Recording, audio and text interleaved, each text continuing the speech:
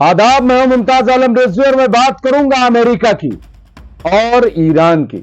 जी हां, ये जो जंगबंदी हुई है, अब ये सवाल उठाया जा रहा है कि आखिर इसमें हार किसकी हुई। ये जो 12 दिन जंग चली ईरान और इजराइल के दरमियान, लोग अब भी शायद शक में हैं। हालांकि जीत वहीं होती है जहां जश्न होता है, लेकिन कुछ लोग ये कह रहे हैं, या अंधभक्त कह लीजिए, या जो समझते नहीं है कि जंग के उसूल क्या है, कवानीन क्या है वो, या जो भी आप कह लीजिए, या कुछ लोग ऐसे भी हैं जो हठधर्मी है कि नहीं हम तो मानेंगे ही नहीं। बहरहाल ईरान की जीत हुई या इजराइल की, ये लोग जानना चाहते हैं। ईरान ने जश्न मनाया। क्यों जश्न मनाया? क्योंकि उसने फतेह का जश्न मनाया कि अमेरिका और ईरान, इजराइल दोनों ने घुटने टेके। सीज फायर के लिए उनकी तरफ से पेशकश आई और ईरान ने जो शर्तें रखी उस बुनियाद पे ये सीज फायर हुआ। और ईरान इसलिए भी क्योंकि असल जो मसला था वो था यूरेनियम इनरिचमेंट, और ईरान ने कहा कि वो जारी रहेगा। अब तो ईरान ने, आपने देखा ये के साथ जो ट्रीटी थी उसको भी आज ईरान की पार्लियामेंट ने 222 वोटों से, यानी मुकम्मल तौर पर, मुश्तरका तौर पर, मुत्तहिदा तौर पर उसे मंजूर किया और अब वो ट्रीटी का हिस्सा नहीं। रूस ने इसका इस्तकबाल कर लिया।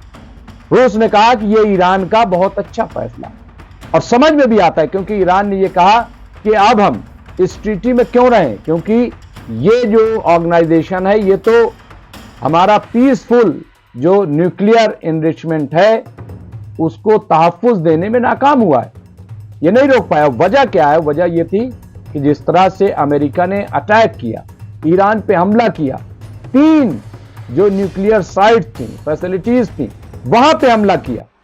हालांकि ईरान ने बहुत ही समझदारी से वहां से तमाम मवाद को हटा लिया था बहुत पहले, क्योंकि इन्हें पता था कि अमेरिका और इजराइल उस पर अटैक जरूर करेंगे।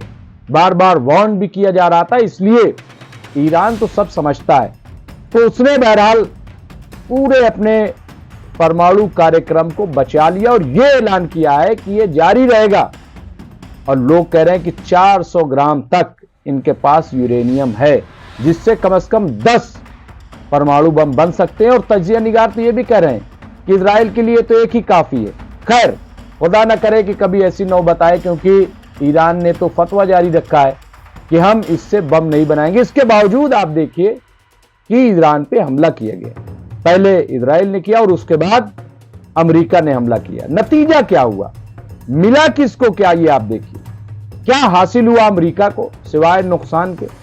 क्योंकि B2 बॉम्ब, जिसके बारे में B2 बॉम्बर बड़ी चर्चा थी, उसको ईरान ने मार गिराया, उसकी वैल्यू खत्म।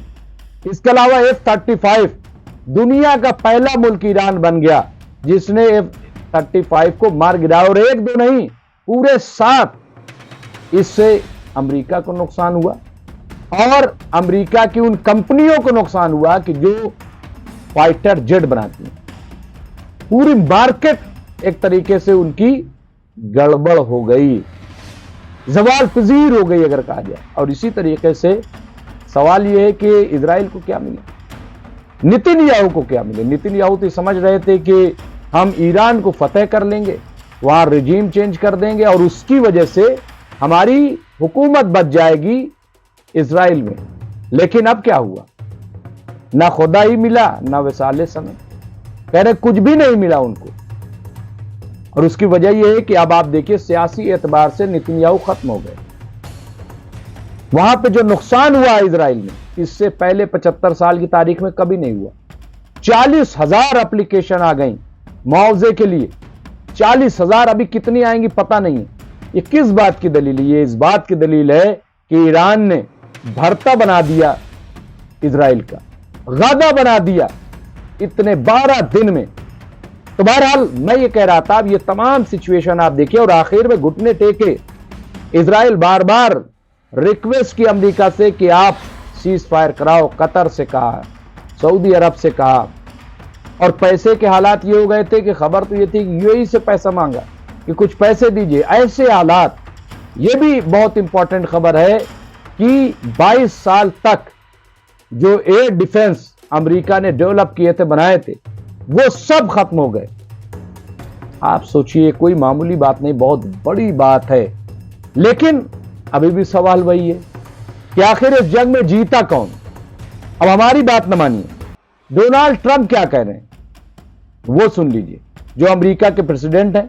और इस तरह से अमेरिका से कई रिपोर्टें भी आई हैं जो ईरान को कामयाब बता रहे हैं। अभी यहां ईरान इजराइल जंग में सीज फायर होने के बाद ट्रंप नीदरलैंड के दौरे पर हैं, जहां वो नाटो देशों के लीडरान से मुलाकात कर रहे हैं। सीज फायर के बाद यह चर्चा आम है कि इस जंग में किसको बढ़त मिली या किसने जीत हासिल की।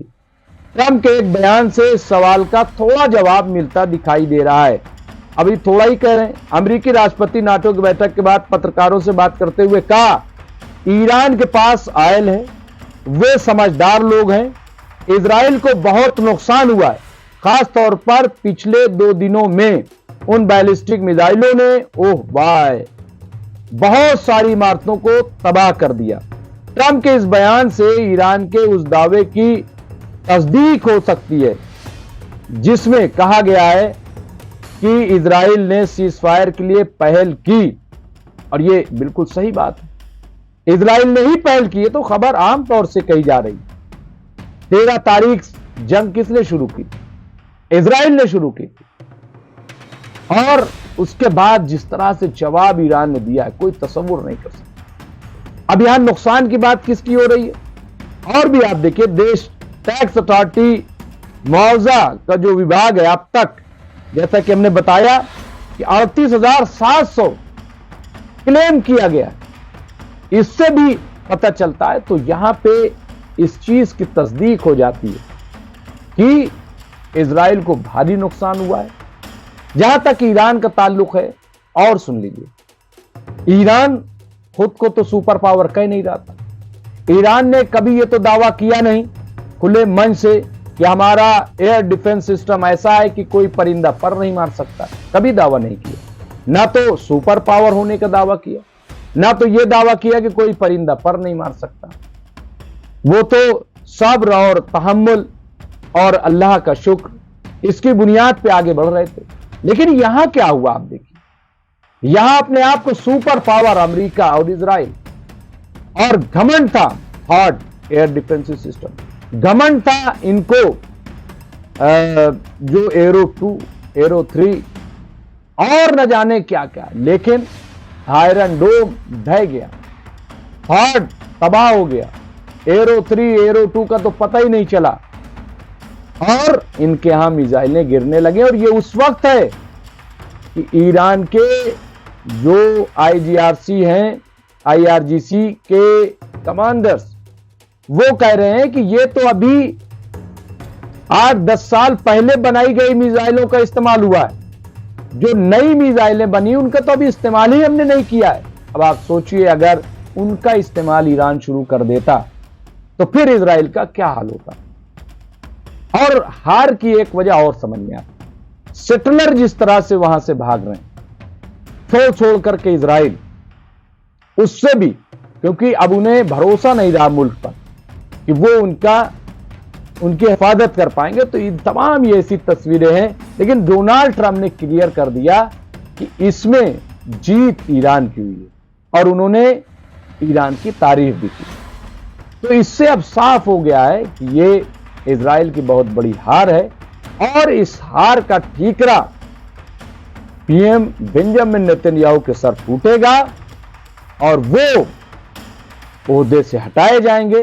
फिर उसके बाद क्या होगा आप सब जानते हैं, न सिर्फ ये कि कौमी सतह पर बल्कि बैनुल अक़वामी सतह पर, क्योंकि इनके खिलाफ इंटरनेशनल क्रिमिनल कोर्ट ने वारंट जारी रखा। तो क्या ये बाहर भी निकल पाएंगे? ना ये बाहर ना अंदर, कहीं भी महफूज नहीं है। क्या होगा ये वक्त बताएगा, और जब भी कोई अपडेट होगी हम आपको अपडेट करते रहेंगे। देखते रहे MMC न्यूज़ इंडिया। बहुत बहुत शुक्रिया।